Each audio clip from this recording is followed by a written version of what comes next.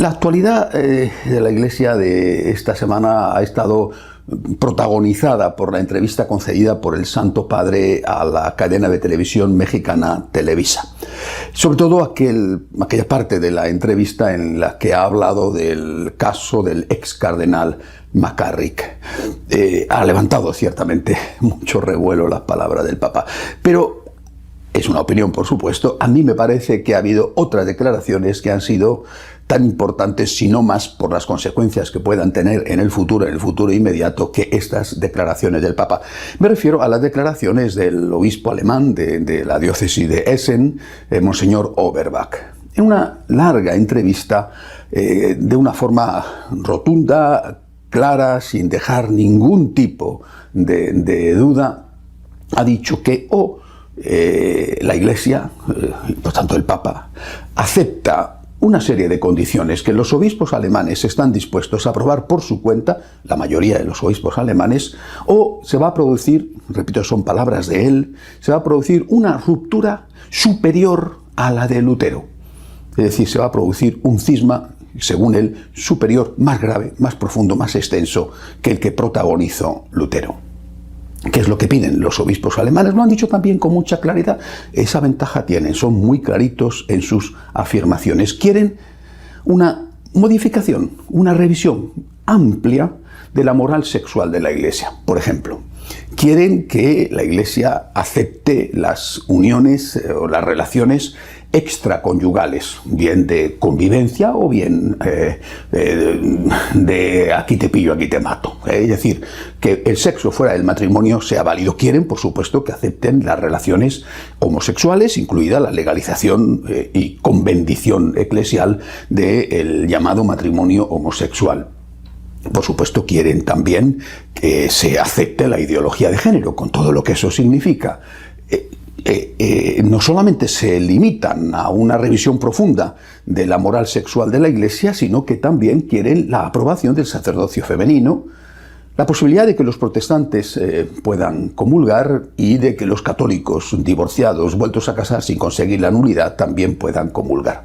Bueno, esto es lo que piden estos que con razón son llamados catoprotestantes y que están preconizando la llegada de lo que ellos mismos llaman la nueva Iglesia. O dan o reciben esto, o la Iglesia acepta esto, o se van a marchar. Son palabras, repito, de un obispo. O el Papa nos concede esto y nos permite esto, o nos vamos. Y además no solamente están diciendo nos vamos en la Iglesia alemana, sino que es el conjunto de la Iglesia, la parte liberal, por decir así, de la Iglesia en su conjunto, la que, según este obispo alemán, se va a marchar y se va a producir un cisma más grave, más profundo, más extenso que el que protagonizó Lutero. Lo primero que he hecho ha sido pensar en el Santo Padre. Él ha dicho reiteradamente que es conservador en la doctrina. Lo ha dicho en esta reciente entrevista a Televisa, ha dicho que es conservador en la doctrina. Él se ha enfrentado clarísimamente contra el aborto, una y otra vez, contra la eutanasia. En esta ocasión, en esta entrevista a Televisa y antes, ha rechazado la aprobación del matrimonio homosexual. En Amores Leticia, por ejemplo, fue durísimo contra la ideología de género.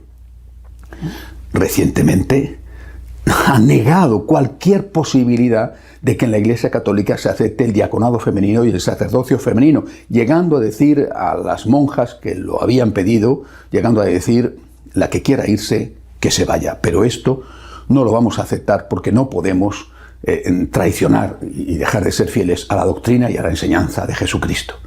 Él se presenta con cosas muy concretas, poniendo nombre a los problemas como un papa conservador en lo doctrinal.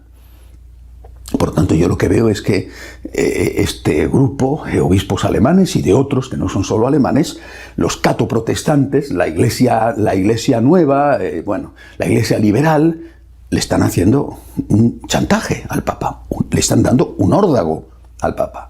O esto, o nos vamos. Nunca, en todos estos años del pontificado del Papa Francisco, nunca he oído a un obispo de los llamados conservadores, de esos a los cuales sus enemigos tachan de todo, fascistas, reaccionarios, fariseos. Nunca he oído a un obispo o a un cardenal de ese sector, cardenal Sarah, cardenal Miller, cardenal Eich, decir, o esto o nos vamos. Nunca. Estos, me refiero a los catoprotestantes, a los de la nueva iglesia, están actuando, no digo que tengan razón, pero están actuando como si ellos fueran los superiores del Papa, como si le estuvieran diciendo al Papa, nos debes el puesto, somos nosotros los que mandamos, te hemos puesto ahí y tienes que obedecernos, tú no eres el Papa somos nosotros, tú eres nuestro empleado. Eso es lo que le están diciendo, porque ellos son los que han pasado en todos esos años como sus grandes valedores, sus grandes amigos, y le han proporcionado al Papa el apoyo de los grandes medios de comunicación. Lo recordaban también la periodista que entrevistaba al Santo Padre en la entrevista de Televisa.